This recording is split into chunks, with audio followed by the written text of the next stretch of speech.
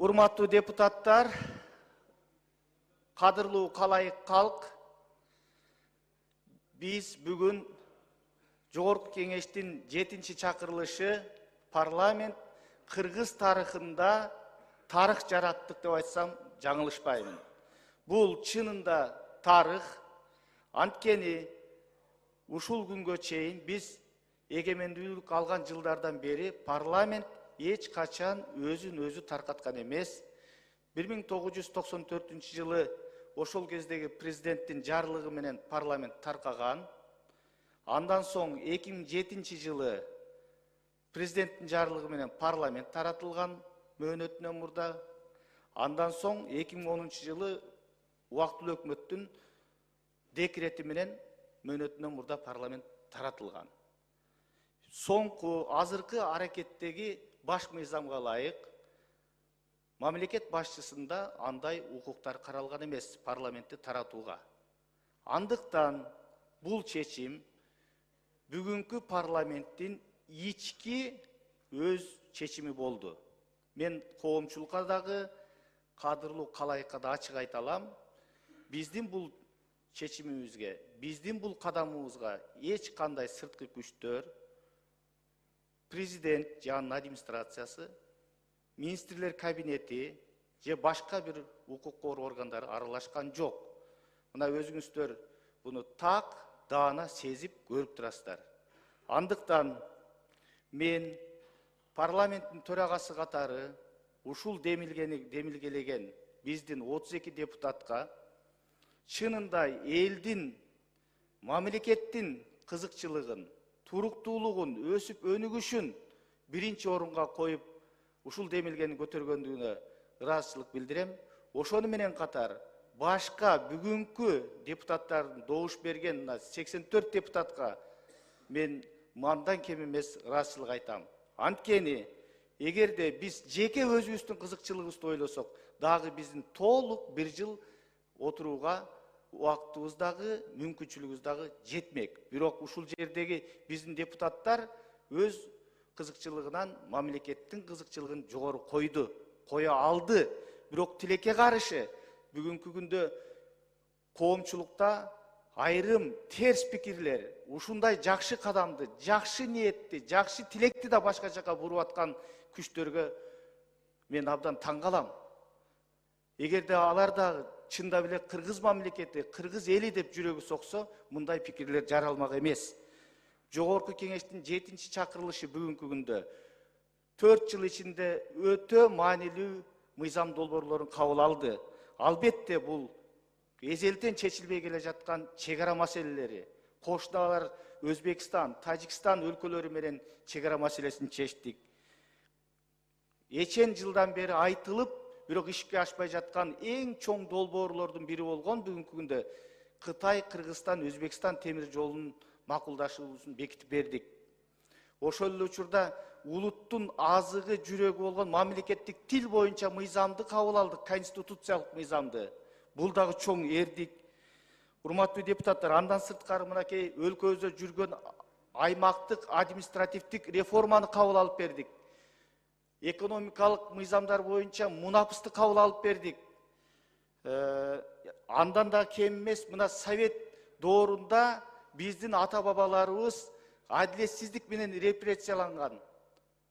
Көбү караланып, кесилген, камалган.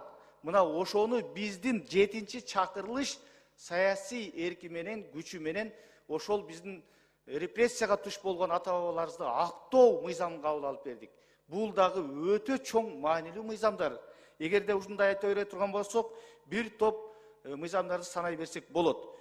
Эми, урматтуу депутаттар, шайлоо боюнча айта турган болсок, ушул жерде отурган 90 депутаттын ошондой эле баш мыйзамда көрсөтүлгөн, андан сырткары шайлоолор боюнча конституциялык мыйзамда көрсөтүлгөн бардык ченемдерге туура келсе, айрым мыйзамдарда бөгөттөр бар билесиздер. Ал мурда кийин ички иштер министрлигинин тизмесинде каттоосунда кылмыш дүйнөсүнө байланышкан адамдар болсо, алар кое албайт. Биз ал мыйзамды кабыл алдык. Ошол эле учурда коррупциялык, жемкорлук иштерге айыпталып, бирок сот чечими, актоо чечими жок, айып пул төлөп же башка жагдайлар менен кыскартылган кылмыш иши бар жарандар кое албайт.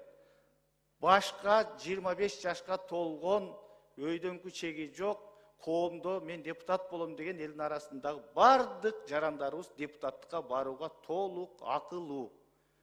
Андыктан мына биз 21-жылы өткөн ушул парламенттик шайлоону 7-чакырылышты таза өткөргөнгө мына бүгүнкү президентибиз урматтуу Садыр Нуркожо уулу, ошондой эле Камчыбек Кыдырша уулу мына ушулар чоң аракетти көрүштү. Ошонун натыйжасында шайлоо таза өткөн. Мына ушул маселеде дагы айтып коеюн. Эмки шайлоо буйруса бардыгы процедуралардын негизинде алып карай турган болсок 30-ноябрга белгиленет. 30-ноябрда үстүбүздөгү жылдын шайлоо болуп көрбөгөндөй таза өткөрүүгө биз бел байлайбыз.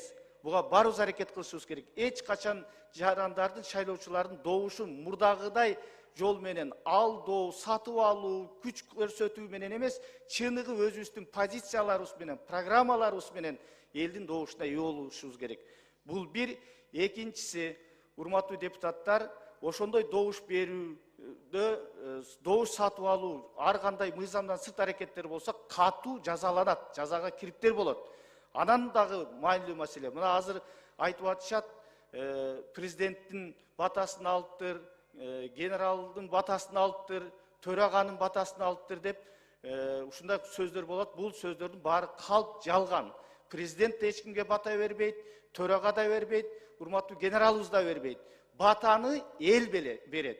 Элдин алдына баралы. Эл берсин батаны. Ошондуктан мындай сөздөрдүн бардыгы чындыкка кошпогон ушак, айың сөздөр.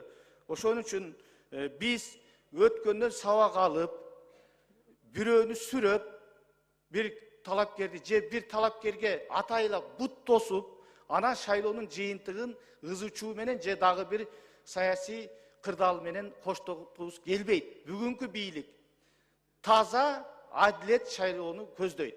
Мен урматтуу президентибиз менен дагы, урматтуу генералыбыз менен дагы ушул маселени талкууладык. Эч кандай бирөөгө сүрөө болбойт, бирөөгө бут тосуу болбойт. Буна кыргыз элине, кыргыз жарандарына, шайлоочуларга мен бийик парламент трибунасынан ачык айткым келет. Ошон үчүн урматтуу депутаттар, эл алдына шайлоого баралы, эл кимди тандаса, биз ошого макулбуз. Анан кара пиар менен алектенип, шайлоо деген бир айлык жарыш, адамгерчилик деген түбөлүктүү, бири-бирибиздин талапкерлер негизсиз, ушак, айың кептери менен, каралоо жолдору менен шайлоо өнөктүгүн жүргүзүүдөн алыс бололу. Биз бардыгыбыз кыргыз мамлекетинин жарандарыбыз, баарыбыздын ниетибиз, пейилибиз, тилегибиз кыргыз мамлекетинин, кыргыз элинин жашоосун бакубат кылуу жана өнүктүрүп өстүрүү. Андыктан, урматтуу депутаттар, мен Жогорку Кеңештин төрагасы катары айтып коеюн. Биз мыйзамда, баш мыйзамда көрсөтүлгөндөй, азыр өзүбүздү таркаткан чечимди кабыл алганы менен, кийинки 8-чакырылыштагы парламент келип ушул жерге ант берген күнгө чейин биздин бардык ыйгарым укуктарыбыз сакталат. Эгерде бир кырдаал болсо, өзгөчө кырдаалдар, зарыл учурлар болсо, Жогорку Кеңештин төрагасы катары мен ошол замат сессия чакырууга, кезекси сессия чакырууга мыйзамда көрсөтүлгөн ыйгарым укуктарым бар. Ошон үчүн биз аракеттеги парламент болуп кала беребиз. Болгону биз мөөнөтүнөн мурда шайлоого баратабыз. Урматтуу кесиптештер, баарыңыздарга төрага катары чын дилимден ыраазычылык билдирем. Баарыбыз колубуздан келишинче бүгүнкү гүлдөп өсүп өнүгүп аткан кыргыз мамлекетин курууга өз салымыбызды коштук. Биз сөзүбүз менен, ишибиз менен, добушубуз менен, жазган мыйзамдарыбыз менен коштук деп мен толук ишенем. Бар болуңуздар, шайлоого баргандарга ийгилик каалайм. Баарыңыздар элдин батасын алып утуп келиңиздер.